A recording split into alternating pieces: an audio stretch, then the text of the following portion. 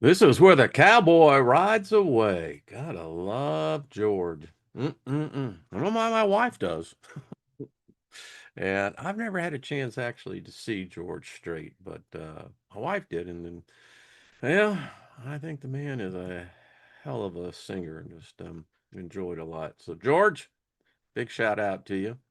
Can't talk about Brooks and Dunn is the same way. Those two boys were quite the gentleman. Anyway, hello everybody. It's Thursday. Normally I would probably be here with Mike and Cindy, but they are building chicken coops. I love it. So, Mike, stay hydrated. Cindy, stay hydrated. Happy building. It'll be worth it. Get a bunch of chickens and laying eggs. You've got meat and protein. That's where it is. So, welcome everybody. So good to see you. Trust that everything is going well for you in your reality. And thank you for being part of this. Hey, I don't know what this is, but hey, we'll have, who knows, an attorney to maybe to define it because it sometimes defies definition. Let me just speak favor upon us all. Always use the favor, no matter what. Comes in handy. We all know that. So speak it, mean it, live it, and enjoy it. We also like peace. Nothing missing, nothing broken. World's broken. It's broken really bad. But I have a sense it's been broken from almost the beginning. I mean, I don't know what the master plan was. I once believed in what was said to be the master plan, wasn't. But yeah, curious. Wonder what the original master plan was and how, or is this the master plan? A lot to think about it. But as we like to say, nothing missing, nothing broken. That's peace. And good mental and spiritual health. Be kind to your mind and be kind to your soul. So, welcome everybody. Been seeing the chat room kind of going away. Not going away, going this way. I mean, it's spinning through pretty quick on my end. Um, how many of you like country music? I had the privilege. I lived in Nashville for a while, and because I was in the post-production business and was also the International Television Association regional president, I had a chance to, yeah, sit in a lot of recording sessions, a lot of edit sessions, but got to meet some really good people. Brooks and Dunn was one, Crystal Gale, Reba McEntire. Met Dolly Parton. We actually did a shoot um, for her way, way back in the day. And if you ever been to the Ryman Theater, and if you ever get the chance to go backstage, do it. The spirits are alive there. And I had the privilege of being back there several times. And even though I wasn't as aware as I am right at this moment, I don't know how much aware I am, but you could hear them. You could hear their spirits, Ernest Tubb, Hank Williams, I mean, Patsy Cline, just the whole list. And to realize that in some people's mind, that's, sacred ground. Um, some say it is, the heart of country music. Whatever it is, it was tangible. It was really something to stand on that stage and realize how many hundreds, if not thousands, of people of the past, that's where they came to find peace. That's where they came to find joy. It was within the music. Now, I think personally, country music is pretty sad because it really reflects on the more truer aspects of life. And that is, you're going to get your heart broken. You're going to be lied to. And you've got to watch the booze. You've got to watch the honky tonks, and it was all the time about that. Had the privilege of meeting Ronnie Millsap, and I really like Ronnie Millsap's music because, he'll tell you. So, yeah, anyway, just kind of digressing on the memory on there. It was really cool. Um, And I would say that those were pretty sacred, hollow grounds. It really was. So anyway, hope you're doing well. Welcome everybody again in the chat room. Just want to say hello. I see Lost in Space. What's up, brother? Um, and AB1, how are you? Good to see you. Vinyls. Records were addicting. Well, music is, but I can say this. I could walk away from it and, it was cool. I wasn't, music was all around, but music has always been around. And I guess in one perspective, I guess you could say it's addictive, but I don't think it's the same thing. Colleen, love the article. Yeah. So now we've got AI robotics in the White House. Well, they've got the guard dogs, the robotic guard dogs down in Mar-a-Lago. You can mount a 50 caliber machine gun on those things. And guarantee you this, you get hit with a 50 cal, you're gone. Wonder Puma, how are you? Catholicism rules. I don't know what it rules, but okay, that's cool. Um, I'd say for everyone, hello, Witch Moon, good to see you. Max, preparing for the end. Well, here's a question. Hello, Lauren, good to see you. Um, with catastrophism, you know, Armageddon, war. If there really was a catastrophe, let's say on a global scale, would you really want to live in the aftermath of that? I've been fortunate. I have had a rich, full life. Hard, difficult, but man, there have been times like, yeah. So for me, it's like, why would I want to survive a cataclysm? Let the younger generations rebuild. You know, they're going to need it. They'll have, for myself, you know, Lynn and I have talked about it. Let's say that there was this thing like in the scene of The Knowing, when the sun went supernova, you know, her and I would just simply hold hands and look at it and just go out together and let those who have that desire rebuild. It'll be tough. I don't know. Dr. Sai says stock up on foods. Yeah.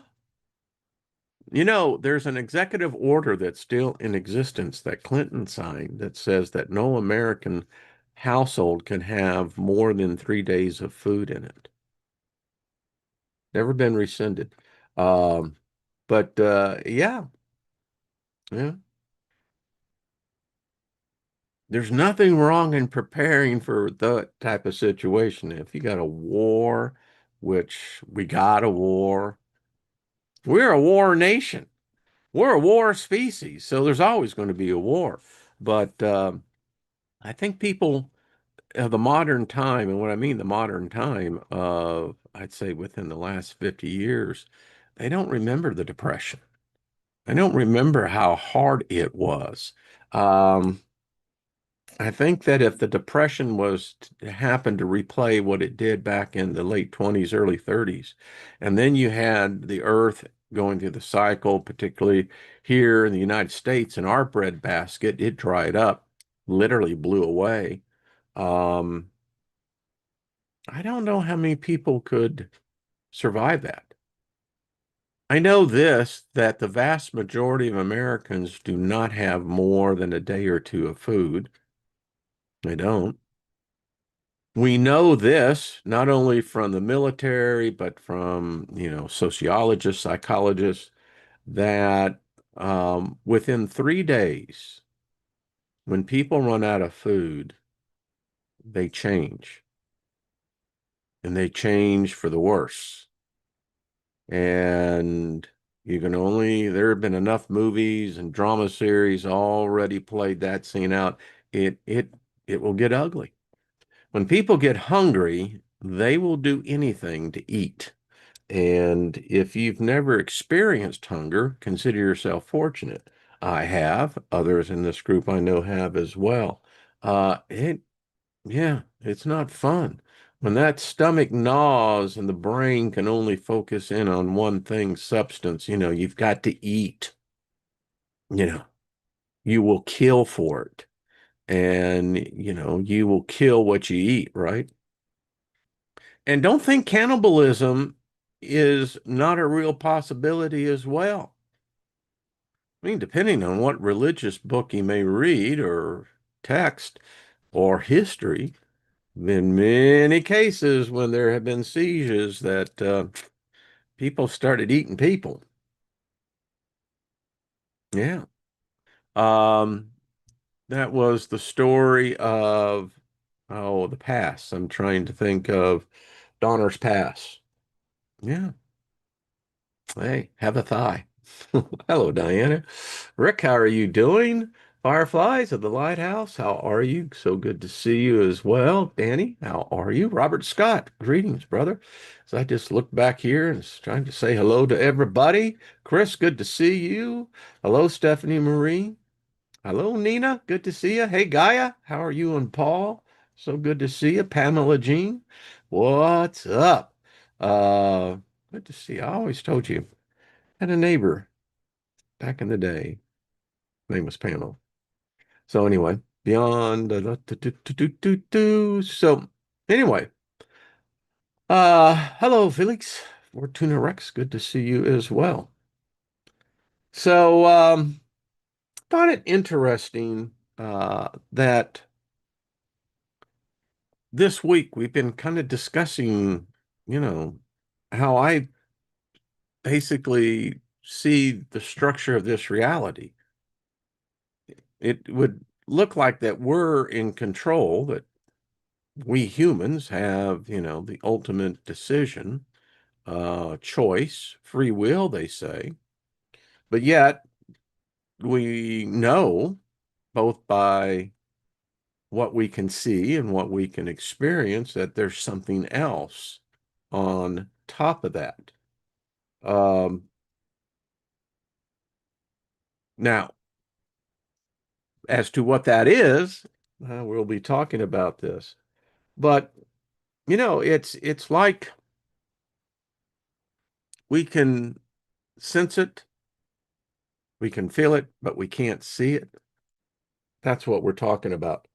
Um, oh, by the way, I'm going to digress. So the court, the jury verdict yesterday against YouTube, specifically Facebook, and since YouTube is owned by Google, which is owned by Alphabet, um, you know, this is unprecedented.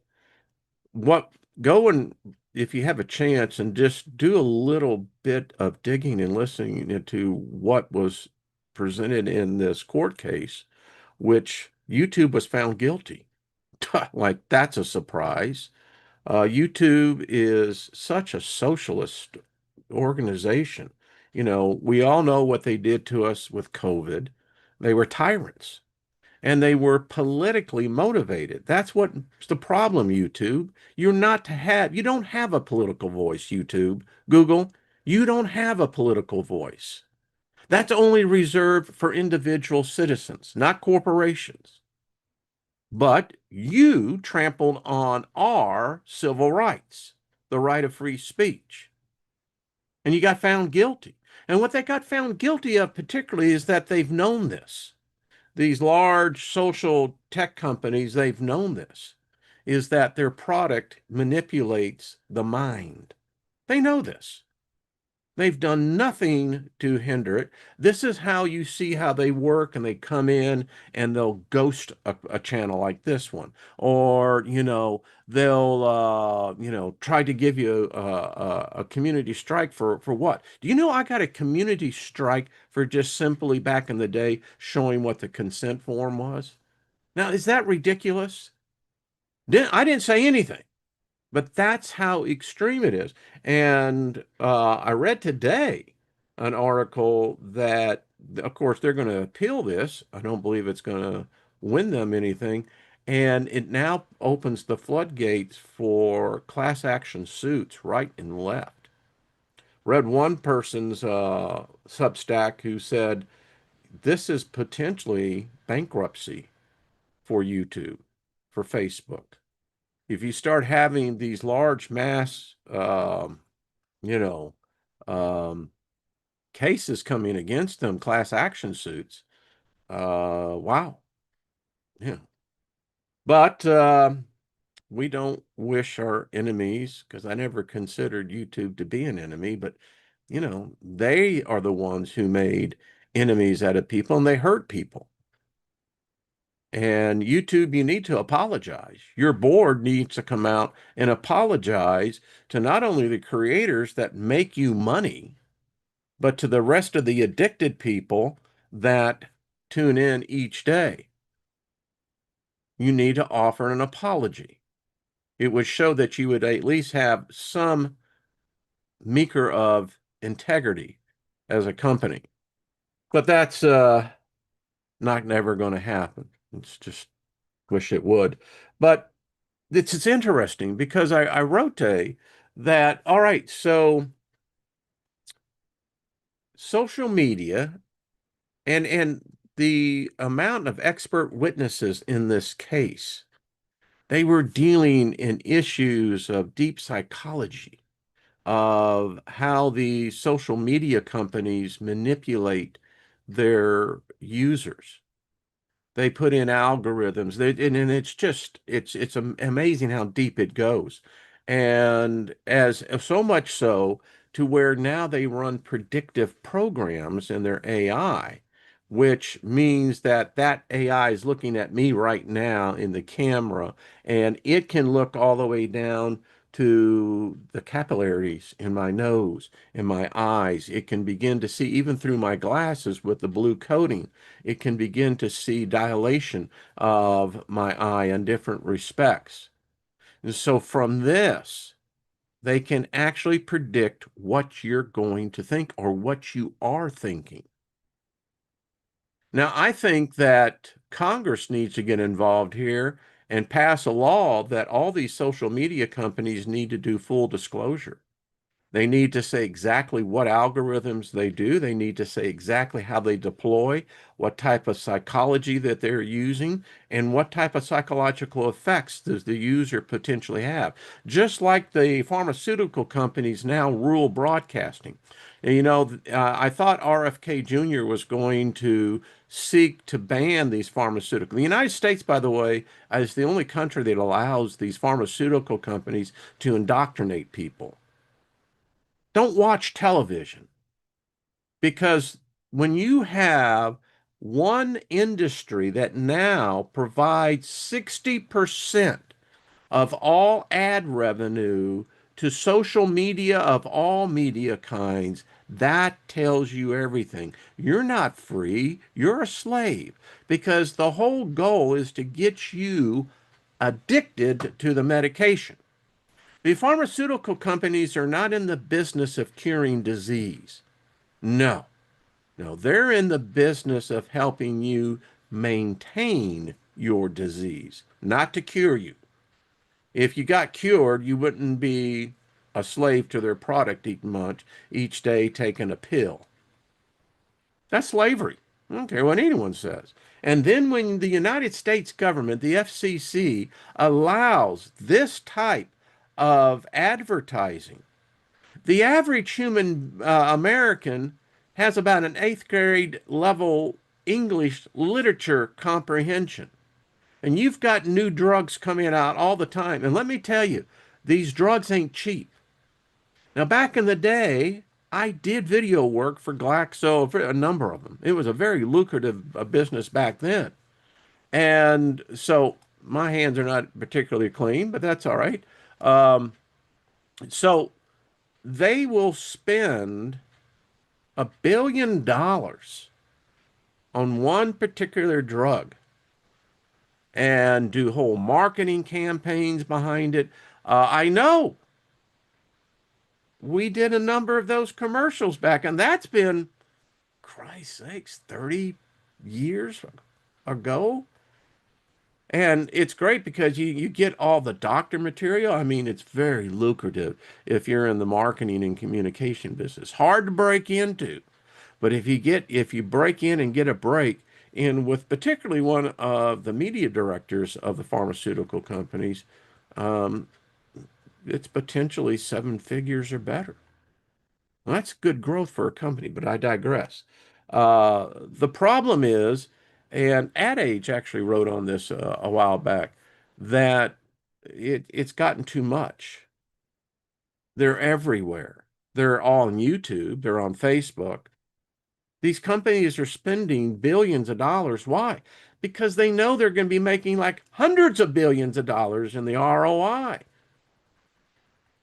And particularly when you got a corrupt system, a healthcare system here in the United States that is broken and corrupt as it can be.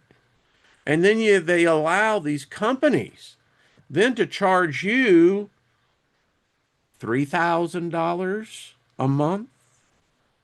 If you see it advertised, the very minimum is $600 a month.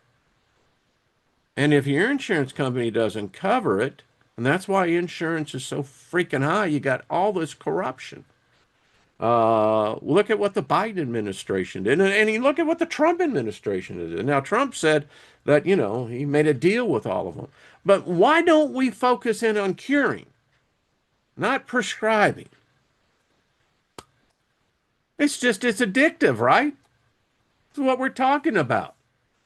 So the thing about it is, if social media has been proven to be addictive, then you're going to ask yourself a simple question.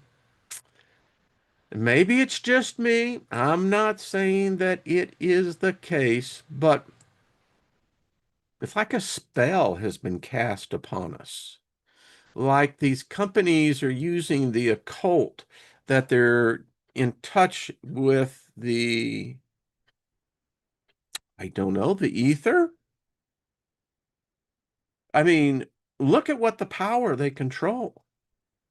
These pharmaceutical companies sway political decisions. That ain't right. I think all lobbying should be illegal, and no person in public office should be allowed to talk to any lobbyist. Well, that's just me. So this power they hold. Now, my Bible teaching days, it was pointed out.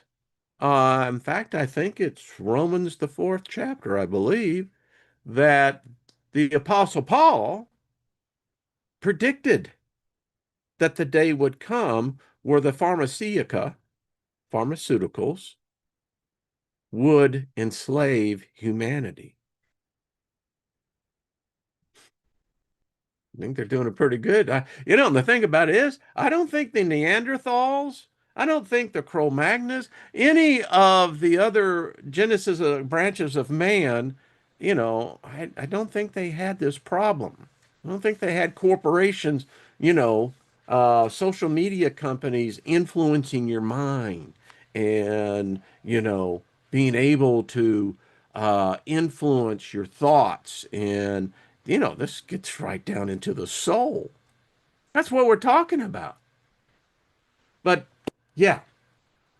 And then if you've got a population that is basically addicted to your medication, your patented chemical compound, how human is that? And you notice about those commercials, by the way. I had a little experience about this, you don't see sad thing. You don't see death. You don't see the illness in all the rest of that, right? No, they're all happy. They're all singing. They're all dancing. Sure. And I think if they're going to allow this, you need to slow this thing down because you see, the compromise has been that, well, all right, we'll have to list the side effects. Well, unless you're sitting right in front of your television, you're not going to see it. And so now they have said that, well, the announcer, the voiceover person, has to begin to speak the side effects.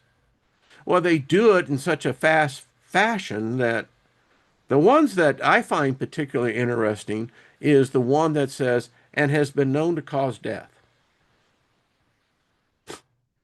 Why, sure, give me one of those. I want to go ahead and risk that out myself. I mean, yeah. Um, anyway, that's just one more thing to add to this thing. But getting back to this whole social media thing. Now, I'm on the record. I mean, you've done as many videos as this channel has done, talked about it, did series on this whole thing. That, okay, if this is controlling us, then who's behind it? The Pharmaceutica, I think that's how the Greeks speak it, that's been around for a long time. I mean, we've had healers, um, modern medicine, if you want to call it that, is still learning. They practice medicine. They don't say that they know it all because we're still making discoveries of organs within the human body. How about that? And boy, don't even get off on how medical science found out a lot of what is in the inside of us.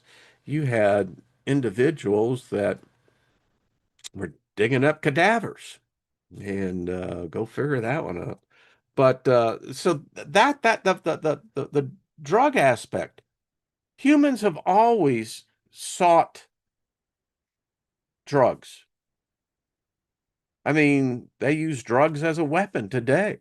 Do you think if they really wanted to stop the fentanyl, the heroin, the cocaine traffic, that they couldn't shut that down like that? Yeah, but no. And then, you got classifications of what drugs are because, we don't want to admit the fact that virtually every human being is addicted to some sort of drug.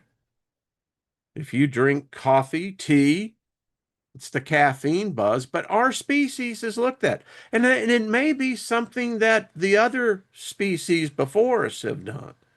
Or maybe it's because we really know how bad it sucks in this realm. So we got to get a buzz on. And the caffeine does give you a buzz. And, it says that it helps thinking and et cetera, et cetera. So have another cup of coffee, have some more tea.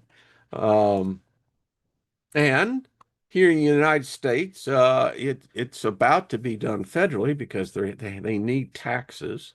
The states have already figured this is out. Cannabis is going to, and they've made the move federally to bring it down in classification. Cannabis is going to be legal in the United States. It's been legal in many other parts of the world. Why? Well, hey, cannabis is not like I think other things of that. Unfortunately, I think it's broadly used, but it was at one time a very sacred uh, plant. It still can be, but just getting there. We now know that psilocybin mushrooms medically has tremendous positive benefits.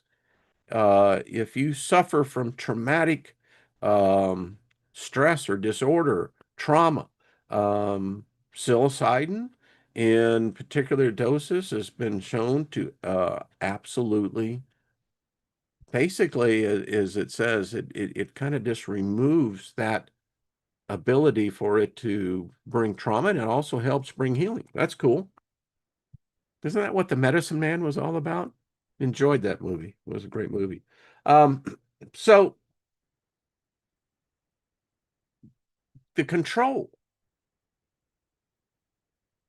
And when I looked at this thing with social media, I'm going, you know, from a certain point of view, that could be a spell. We know corporations are very hip to it. I've known a number of startup companies that, and I have to say, my early ones, it wasn't until later when I began to um, see things differently, that large corporations spend lots of money in logos, right?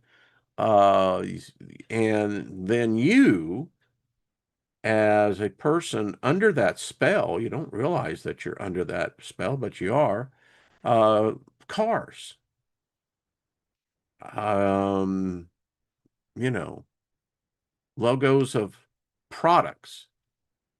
If it's coveted, if it's perceived to be expensive or whatever, that shows you the power of that sigil, that symbol. So we get that. All right.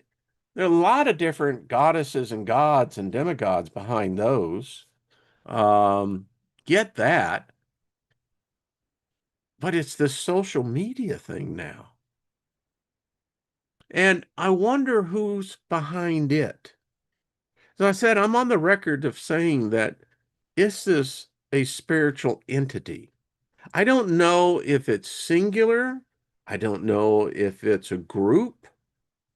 But if I was a god, well, I was a goddess, I am.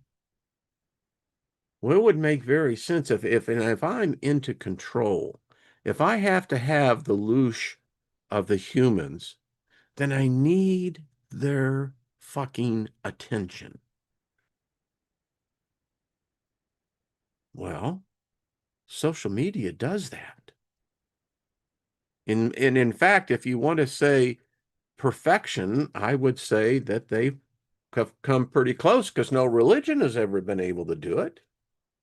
And so I think on these things. I laid awake until like 2 o'clock this morning thinking on this, that, all right, so back in the day, I had a really good friend who was a detective. He worked homicide. Carl's no longer here. But I had the privilege of getting to know Carl, and he let me inside of how he saw a crime scene, a homicide, who did it. And that stays with me because this social media thing, this internet thing, now, whether it is to last forever, does it figure it out? Is it some sort of sentient intelligence? We talk about that all the time, but it's the ability to reach so many humans all the time. Now, if you're a god or a goddess, that's what you want. You know, every religion mandates that you go out and proselytize and evangelize others. You convert them, right? Convert them to your faith, to the religion. There's a time when I was really into that. In my youth, when I was really stoned on some really good acid, and there was a place there in Houston, Texas. In fact, it was actually in Pasadena. We called it the People's Park. The Children of God with their yellow bus, they were a trip. I always dug already had a background in it somewhat, but the thing about it is they had sandwiches and they had the Kool-Aid. Nothing wrong with that. But again, getting back to the point, every religion, that's the mandate. Go out and convert them. And today, and going back, that was very expensive. You know, when I left the religion, I left it because it's a con. When you have individuals that are using God and Jesus to make you rich, that's a con. And it's it's yeah, the newspaper and the history books are replete with those type of things. But in any case, um, and I've been in these conferences where they strategize. You know, how do we go out and reach more people? Kind of like a corporation, and you do your yearly forecasting, sales and marketing. That was always a big deal, you know, and you always worked with the board and the C-level executives because revenue is important, increasing the customer base, right? And that's what this thing, social media, has done. And when you think about how many minds are focused, intense concentration, I've seen it back in the even when it was becoming noticeable traveling. God, I hated those days. But you could see it. You know, it was, I called it the zombie effect. Everybody was addicted to their phones. And I did a thing, a video, a teaching on this, on what is worship. Worship is concentration. If you're concentrating on something, that is a form of worship. And if you put intent behind it, it is what worship is. And this thing is taken over now to where they got this problem now. It's called scrolling. I don't like the phone, so I really don't try to use it that much. This is the only social platform I'm on, and so I don't get out there on the rest of them. But yeah, it's taken over, and it's everywhere. You stand in a line, no matter where the line is, someone's got these black mirrors. Now, as I laid awake last night thinking about this, what God is this? What or goddess? There's something behind it. That type of psychic power will not, nature abhors a vacuum.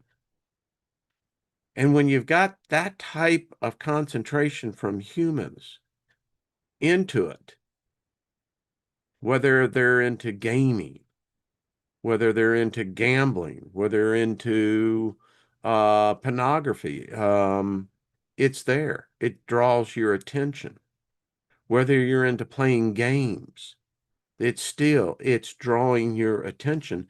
And any god or goddess would be envious of such power, such influence. Religions for thousands of years have tried to convert people. The latest one, Christianity, they got their Holy Weekend coming up. And isn't it odd that they worship the god of sex, the goddess of sex, Esther. She's the god of fertility. It's all about sex. But anyway, I digress. I digress. Um, they have tried for thousands of years to convert the world.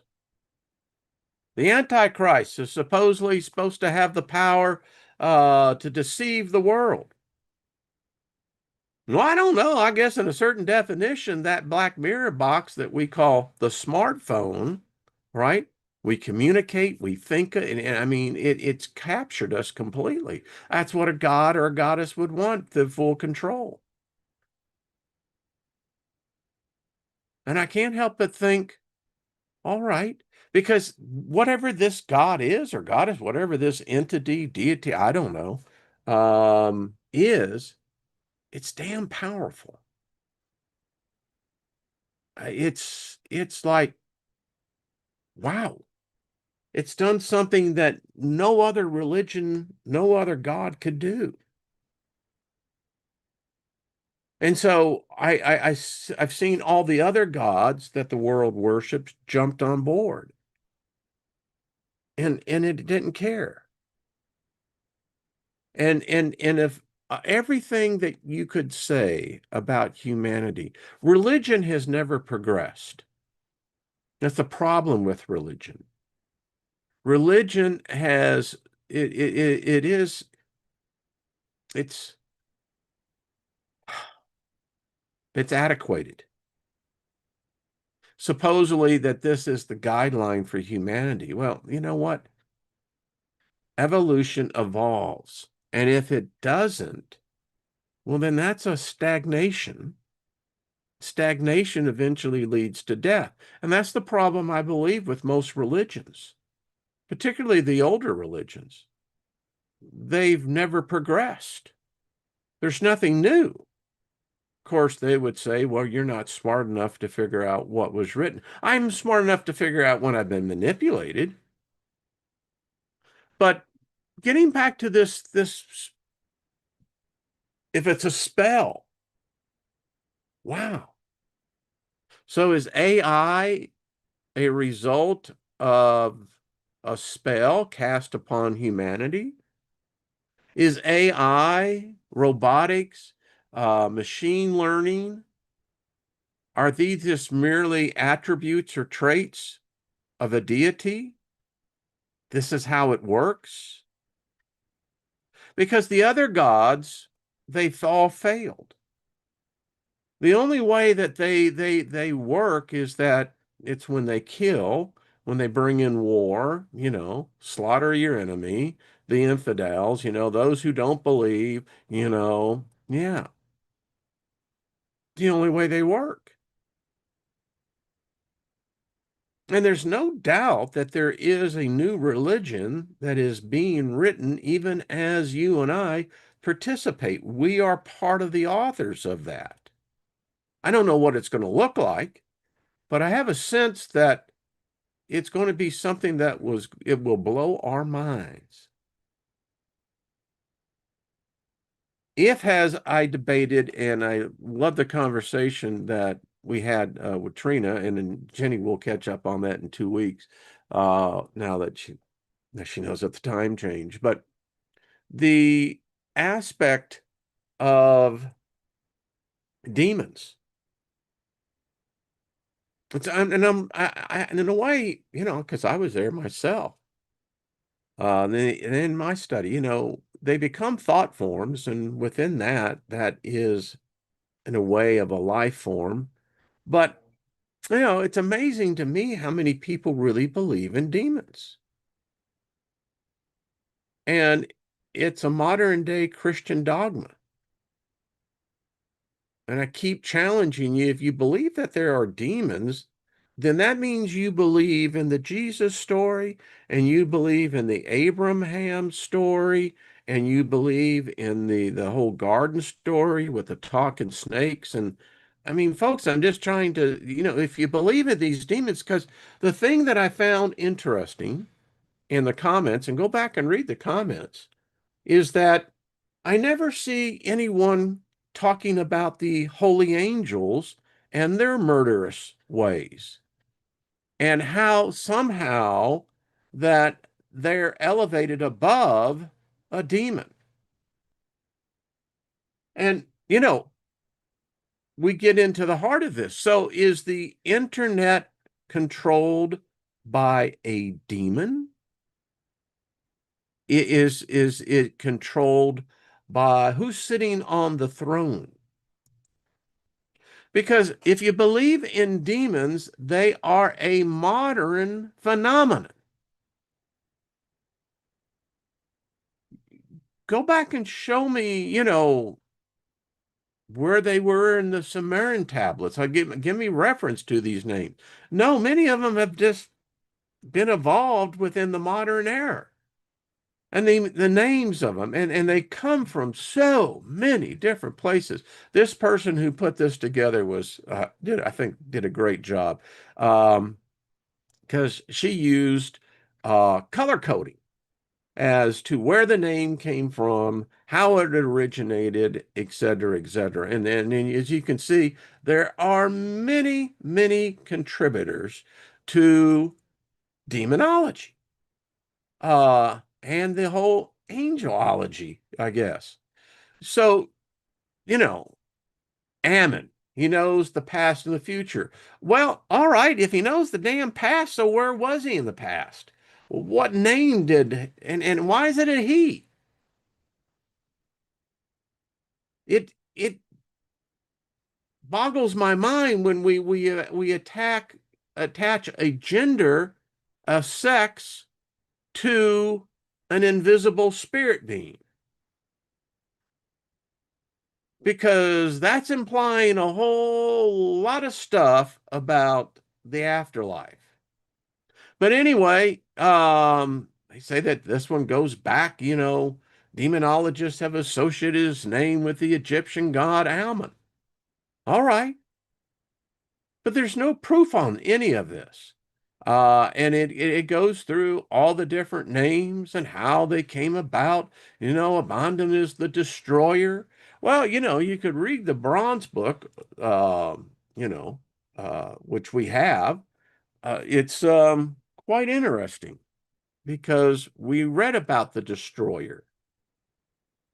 Uh, it's quite interesting how they've transferred the bronze books, the Colburn Bible, and the story of the Egyptian scribes, of how they saw this Hebrew deity. Now, here they're assigning it as a separate entity, said to be the chief of demons.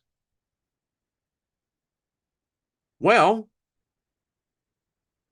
to me, there's that presents a conundrum, because there are no demons mentioned in the Old Testament.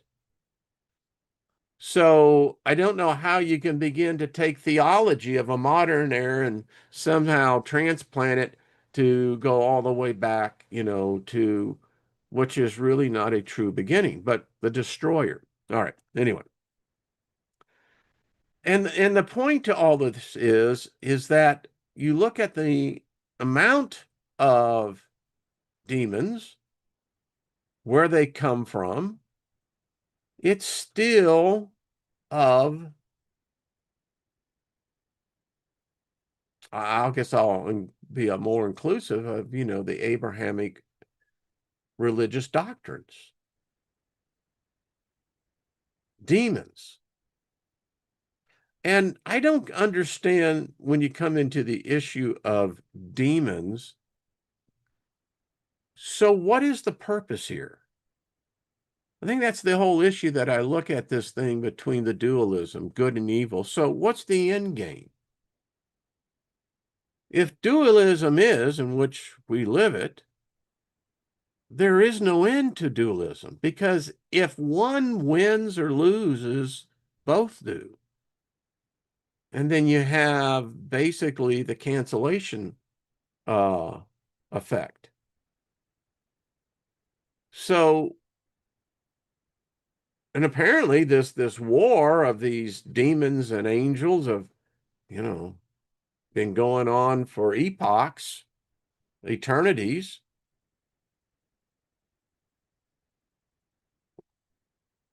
But nevertheless, and one other point in this document, and we're not going to go through it all. It's, well, 260 plus pages. The detail of documentation that man has given to these beings um,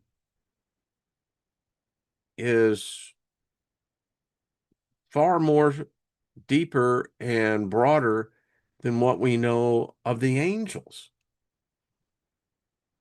And according to the book that they use, so you have 10,000 times 10,000 times 1,000 times 1,000.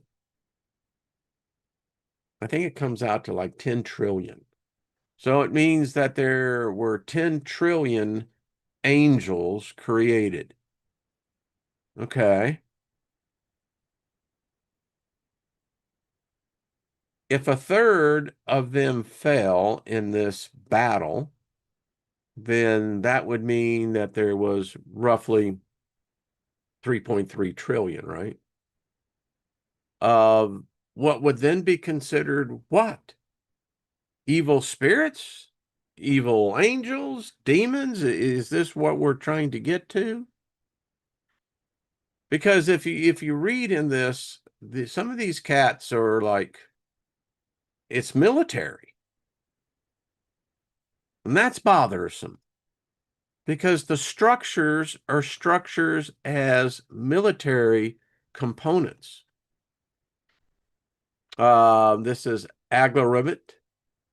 One is a grand general, commander of the Second Legion, stirs up the enemy and distrust among men. So we are the enemy. When did we become their enemy?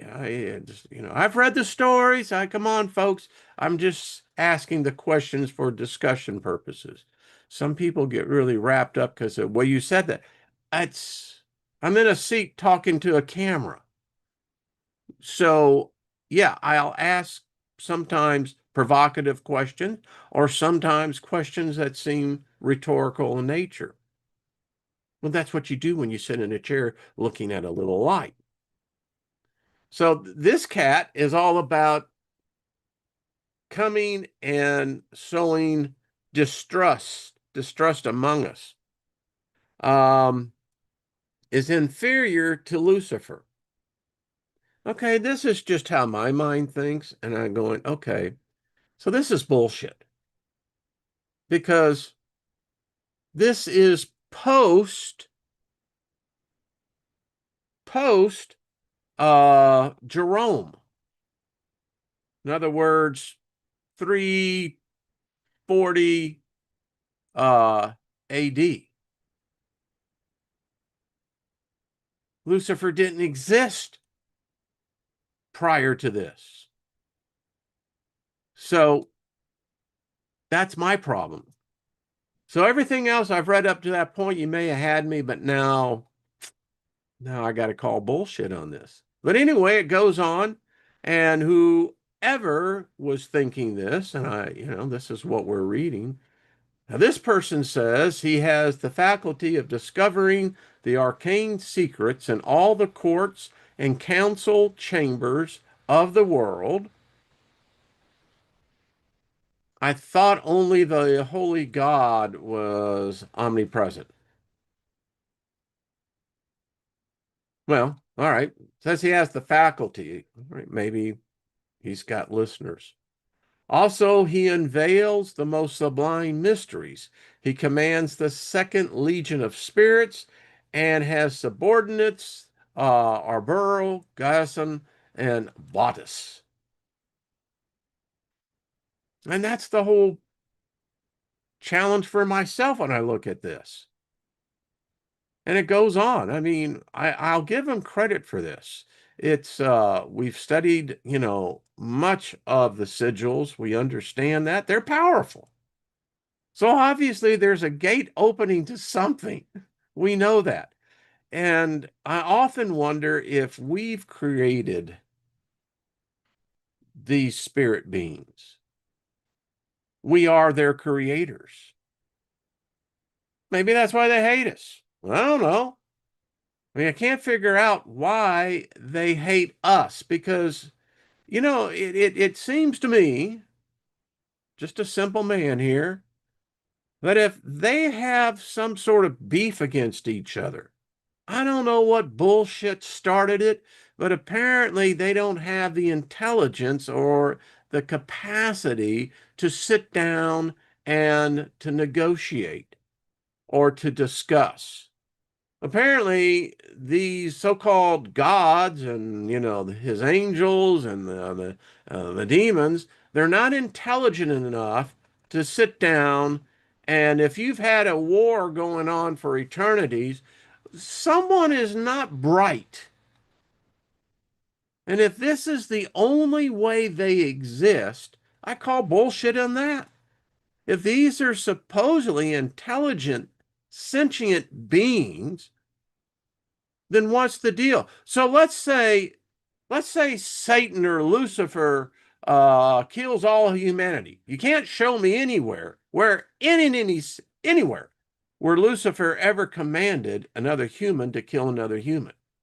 Now there's bullshit of other humans that have come in and written shit afterwards, but that's what it is. It stinks. So you can't show me where any of it, these are the bad guys, but I can show you scripture and verse where these angels, they'll wipe you, they'll obliterate you at a blink of an eye. So that's a military component aspect. You know, sorry, man, just obeying orders. And so now we got these angels and demons. They can't seem to have the intelligence or the ability to discuss the differences. And it's odd how even in my former religion, it was never discussed that, well, maybe God and Lucifer should have a summit. Maybe we need détente because the way that they've been going at it has been a complete and utter failure. And we seem to get the shit end of the stick, being very blunt here. And that's the problem I have with religion. Now, you see, in the capacity of a minister, I would have said 20 years ago, well, you can't trust Satan. He's the father of all liars. That's what Lucifer does. And what I'm doing is I'm combining two, three different entities into one.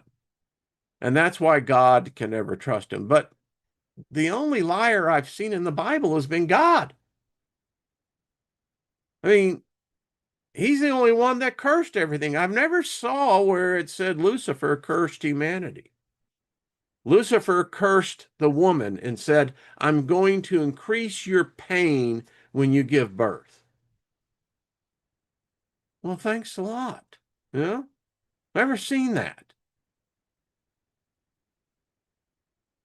And it would seem that if Lucifer was represented as wisdom, the morning star, then why isn't negotiation on the thing? I mean, if you've got a war that can't seem to be won, and if it was ever won, then the annihilation theory comes in. You wipe it all out. Is that what happens here? Is that what it means that God will roll up this current universe and burn it and unfurl a new universe? And then are these cats involved in it? I don't know. But as I said, we've really given this a lot of thought, and just me, but I think most of these people were stoned. I think they were high. I really do. Because this is you, and I've read this, and it's very you learn. You find that there's so many theologies and ideologies that are intertwined and mixed. I mean, it's like once the soup is made, you can't go in and separate all the components. It just doesn't work. And then, of course, I'll get into this probably tomorrow.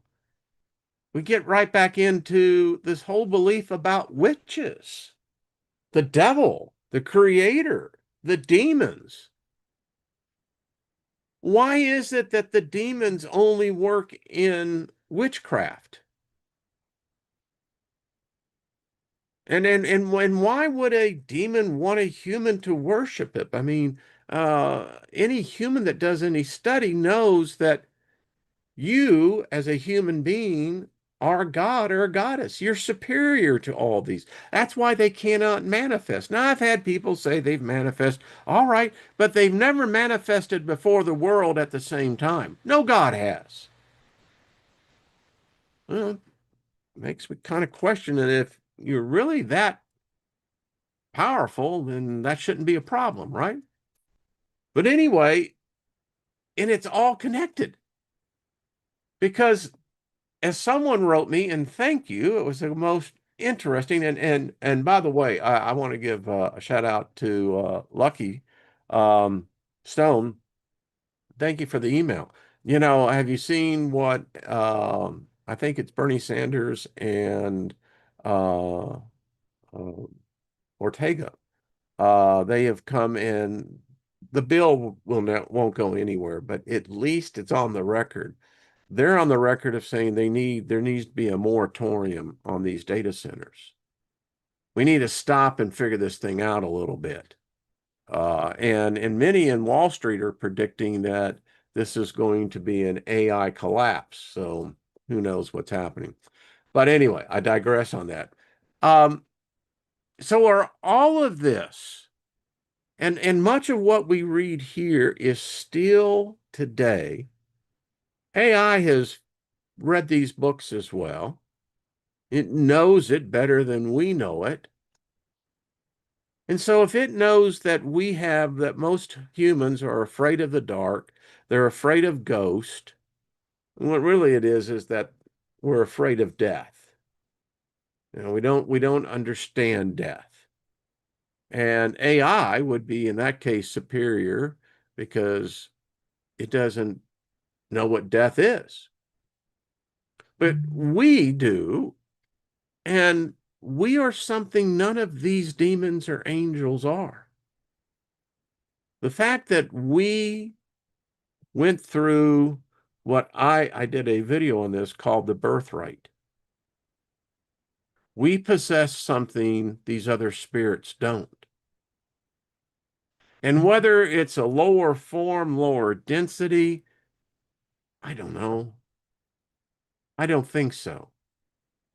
To me, it's if there's ascension, then we've all taken that first step of ascension because I contend if a spirit has never been or experienced physical birth or physical death, then it is lesser to me. If it would be worshiping me, not the other way around. I'm the one that has the power, not the other way around. And I don't give a damn what their name is and how many legions. If they have never been physically born, they are beneath me. They're about the level of my ass. So that's how I look at it. And that's how you should look at it. Um, because again, different perspective, different way of perceiving something, but going through the birthright is something that most spirits can't endure. And if they say that in 2022 we surpassed 8 billion people, I don't know if that's true or not, but I don't think there have been trillions of humans. Maybe there have. But let's say if there have been trillions, where are they at now? It would clearly indicate that there is something else. Read once that, once you once you transcend the event of death, you're going to be shocked and realize how much this realm looks like that realm, or that realm looks like this realm. But there's a lot of people over there, apparently. And apparently, depends on what you believe. Um, Things are going on over there that we've been taught that doesn't happen. So if these demons, these angels exist, then we're going to get into it a little bit more because this is still the perception of today. And I think you're going to enjoy this. I know We got in part of this, and I came across one part of this, and it said it's interesting. Um, I highlighted, it says, moreover, the stronger can influence that which is less strong, but the power of the devil is stronger than any human power. There is no power upon the earth which can be compared to him who was created so that he fears none. Well, here's my challenge to the devil, or to Satan. Now, this is where the Jesus cat comes in. You see, he says, well, I went through that initiation. Well, it's got a pretty good discussion point in there. If that was true. Well, no, wasn't. I wasn't there. So this Satan, this Lucifer character, unless they've gone through the initiation of birth, of physical life, don't tell me that their power is greater than mine. I can do things here that they may only have influence. I can actually create. So anyway, we'll get into that. My goodness, where did time go? Uh, so anyway, it's a good discussion point. Someone's controlling this across the board. And again, I just try to get to find out where these things are. I mean, the Hindus believe that there was several different types of spirit beings. The Egyptians, the same way. Mesopotamians, Babylonians, I mean, the Canaanites, I mean, the Philistines, even the Israelites. You got all the ites, you know? Those go back thousands and thousands of years. I don't know what the previous occupants of planet Earth believed, but whatever it was, apparently wasn't the truth. They got wiped out or left. It's still one of the greatest mysteries of paleontology is why did all the other genesis of man die out? What drove them to extinction? They thrived here for hundreds of thousands of years. And then the sapiens come along, and we don't know where the sapiens came from. They apparently didn't come from Southeast Africa, but the sapiens. And then if you read the Bible, how it tries to say, it's trying to say that the Aryans are whose God created. Well, here's the true revelation. If you want to believe the Genesis story, Adam is black. Adam would be black. He wouldn't be white. Unless you want to say the dust of the earth is then ash, then okay. But you see, the problem is, was Adam a sapien? Was the first sapien done this away? But how did these sapiens get let loose? And apparently we weren't that smart. We were quick learners. So where were all the angels and demons then? Were they up there having this battle still? I mean, did the Cro-Magnons believe in Jesus or Mohammed or whoever? What about the Neanderthals? I mean, it doesn't make any sense. But then the sapiens come in and we wipe them out. It's almost like we're the virus. So are you telling me were the demons part of that story? The angels part of that story? Because at what point did this conflict happen? At what point is it necessary for a human to do spiritual battle? And I'm not saying that none of this is true. You do have to do spiritual battle. That's the problem. That's the question. What spirits are we really fighting? And why do we have to? And why are they perceiving us to be the enemy? And is the plan to wipe us out like they've done previous versions, civilizations? It says we're the sixth. We're on the verge of extinction now. All right, I love the discussion. And I can see, and I hope that, like I said, I don't know what is true. I don't know what's not. I have found truth to be very elusive. The older I get, the more elusive truth becomes because I find that truth is defined by the person that is defining truth. And that means then I have to assume that that person knows what they're talking about. And what I have found in life is that very often most people don't. We have great theories, great hypotheses, and we can elaborate that, but the rest of it really becomes conjecture. So anyway, Guy, are you saying it's an inside job? It sounds okay. Pamela says we can't reach the truth because of the duality. See, that makes a lot of sense because duality would say that truth is a lie and that the lie is truth. All humans lie. The most amazing thing about it is you don't have to teach a toddler, an infant, to lie. It comes naturally. So I love it. Pamela, that is a great thought. How can truth ever be discovered in a dualistic reality? No matter how you define it, no matter if you tell me this is the absolute truth in this duality, I'm calling you a liar because my truth supersedes your truth. Woo. Hey, Bonnie.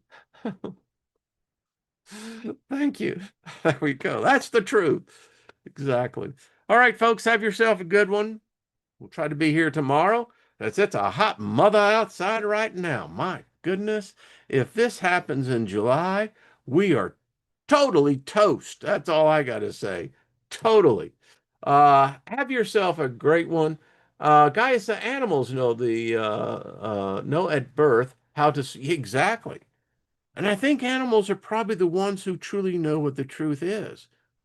I mean, my Mr. Bentley, who is just a faithful companion, um, I think that dog knows more truth than I do. I've seen that. It's like the pets really do know it. Um, what else someone say?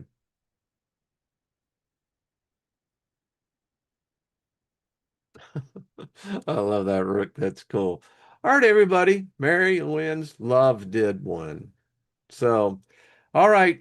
Yeah, thank you. I love we Bentley yesterday, by the way, went to the groomer. For him, that is a traumatic event. Um, but he's survived it greatly and he's just a cutie. So anyway, have yourself a great day. Uh, keep cool if it's hot, keep warm if it's cold. Let me know. I appreciate it. And like I said, there's no absolutes here.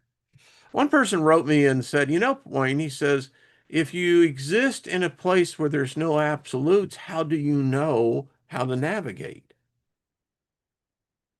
Well, like everything else, by experiencing. I mean, absolutes. I know that they tell me death is absolute, well, to a sense of the physical body, but what's weird about this, and I just put this in, if they can extract the DNA from a 40,000-year-old Neanderthal, then that tells me that there is something more to this than it. And let me share one picture with y'all. So this was discovered right, I think, near Gobi Tepe. As I get over here, this is an 11,000-year-old statue. and it's strange. So as you can see, the detail of the person, this person is sitting. And yes, that's his phallus that he is holding with his hand. 11,000 years old, folks. Now, I don't know about you, but if you're taking the time to make a statue, uh, whatever, sculptor, what the hell were those people thinking about most time? I'll let the picture speak for itself. Give me your comments on it. Again, um, they've dated this 11,000 years ago. So, yeah, I mean, it's the small things in life. Well, in that case, I don't know what would be small or what would not be small. But in any case, you get where I'm coming from because that is, hey, it's funny to me because there is so much you could start saying on this, but yeah, we'll keep it with a G rating here. But yeah, give me your thoughts on that one. What were they thinking about back then? I guess if all you had was primarily survival, I guess that I'll just let you put it to it. I'm reading some of the comments right now. Hello, Jules. Hello, skies above. How are you? Lost in space. All right, everybody. I gone way over. I apologize. All right, I will see y'all tomorrow. Be good and much favor to you all. Now,